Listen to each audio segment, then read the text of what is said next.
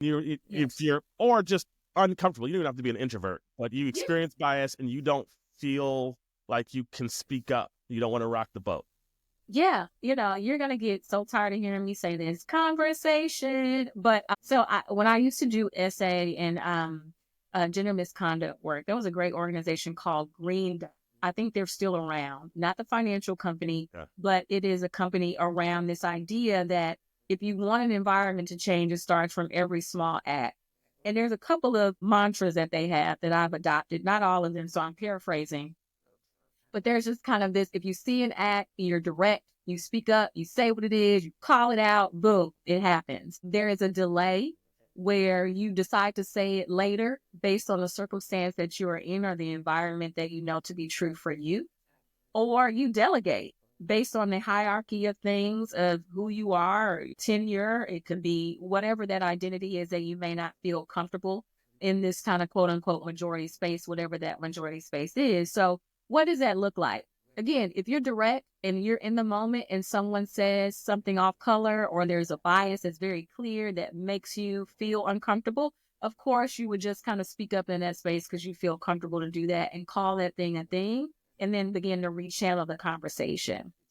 Most of us don't feel comfortable doing that. And so delaying, right? If you feel comfortable enough, maybe you send that person an email or a Slack message. Or, you just decide and navigate how you're going to delay and make this happen.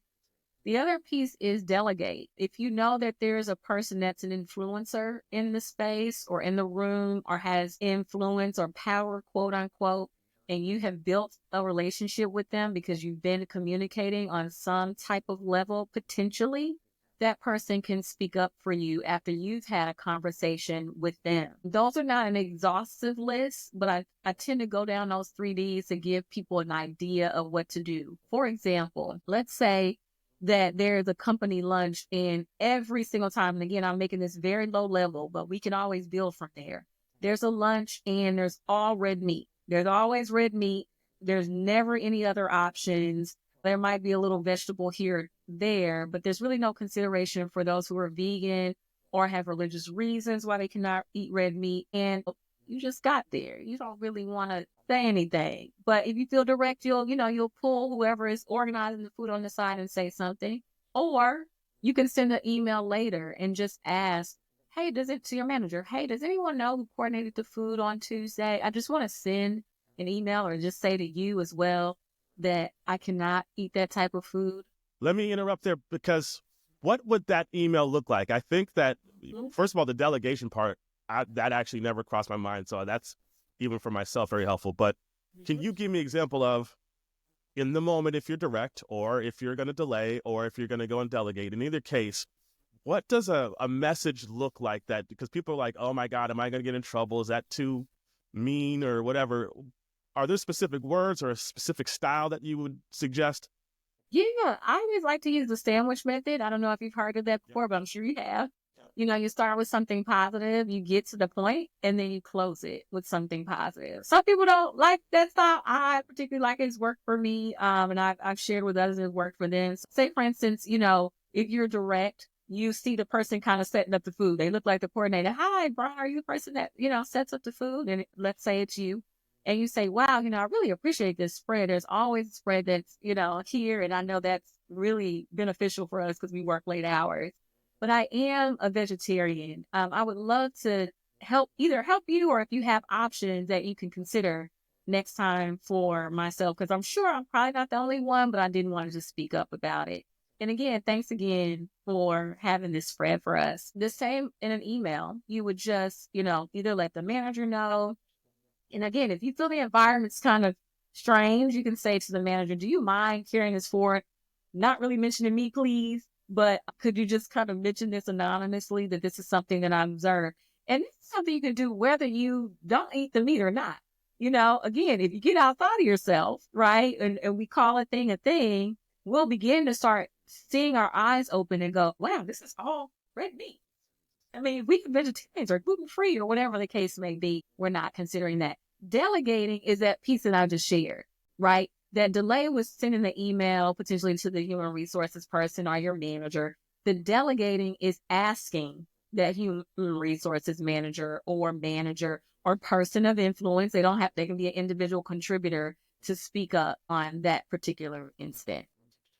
Okay. It's super helpful because if I am only thinking about myself, I think the real key part here was it doesn't have to be about biases against you. Let's start thinking about the person to the right or to the left of you. And I was just going down my brain. There was a previous company where somebody realized, wait, what if your vision, your eyesight's not that good? Our website is horrible for them. And they had perfect 20/20 vision, and it wasn't even about them. So speaking up for other people, I think is the other way to make sure that happens. So that delegation I really like.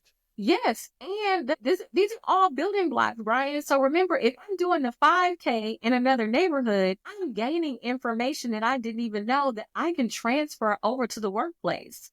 Right. So if I'm having this vibrant experience, again, I don't have to do a million 5Ks over here, just one. I can learn something new that I can apply back to the workplace that may not even pertain to me, but something that I've heard, seen, listened to, gained knowledge around, became aware.